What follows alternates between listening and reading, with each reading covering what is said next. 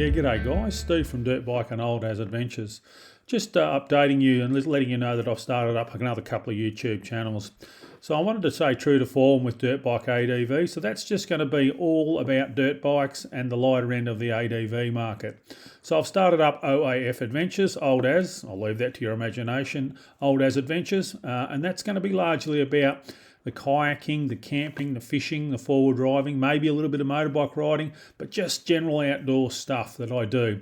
And the third channel I've started up is called Factory Restos Australia. So that's about what I like to do with cars. So we used to muck around with cars a bit when we were young. And I've just gone back into it now where I've bought a car, and I'm going to just restore that back to pretty close to factory as it was as it come out of the factory. So that's going to be the third channel. But guys, these are just personal photo albums for me. They're just about keeping a record of what I've done and where I've been.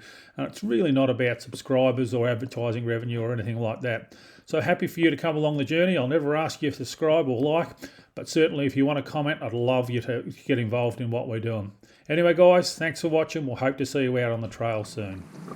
Bloody beautiful. What I like to say, I wonder what the poor people are doing. Turns out that I'm poor. You don't need a lot of money to have fun, do you?